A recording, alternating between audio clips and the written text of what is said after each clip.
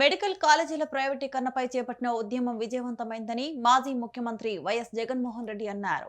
Chandrababu graph కూడా పడిపోయిందని, దానికి కలెక్టర్లను నిందించడం ఆశ్చర్యాన్ని కలిగించిందని ఆయన వ్యాఖ్యానించారు. ప్రైవేటీకరణే ఓ స్కామ్ అనుకుంటే 2 ఏళ్ల పాటు సిబ్బందికి ప్రభుత్వం జీతాలు ఇవ్వాలనుకోవడం మరో స్కామ్ అని జగన్ తెలిపారు.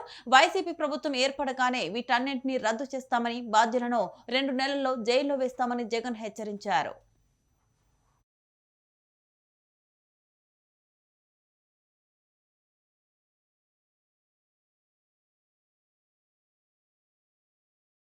నిజంగా ఇంత కమిటెడ్గా ఒక ఉద్యమాన్ని మనస వాచ కర్మన దీన్ని ఎట్టి పరిస్థితుల్లోనూ కూడా ఈ ఉద్యమంను ఈ స్ఫూర్తిని ప్రజలు ఇక్కడ చెప్పే ఈ గళాన్ని ఖచ్చితంగా వినిపించేట్టుగా చేయాలి.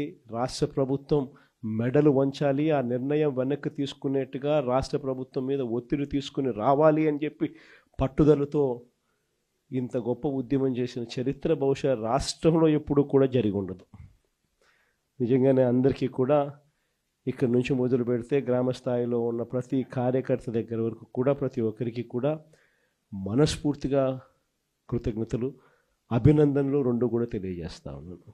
దాదాపుగా 1,04,11,136 సంతకాలు ప్రతి జిల్లా నుంచి బయలుదేరిన ఈ నెంబరు, మన దగ్గరికి వచ్చిన నెంబరు, ఈరోజు గవర్నర్ గారికి మనం చూపించబోయే ఈ సంతకాలు ఆల్రెడీ బహుశా చూపించే కార్యక్రమం బహుశా మొదలై ఉంటుంది. ఆల్రెడీ బండ్లను మనం ఫ్లాగ్ ఆఫ్ చేసినాము. ఆ బండ్లన్నీ గవర్నర్ గారి ప్రెమిసెస్కు ఆల్రెడీ చేరాయి.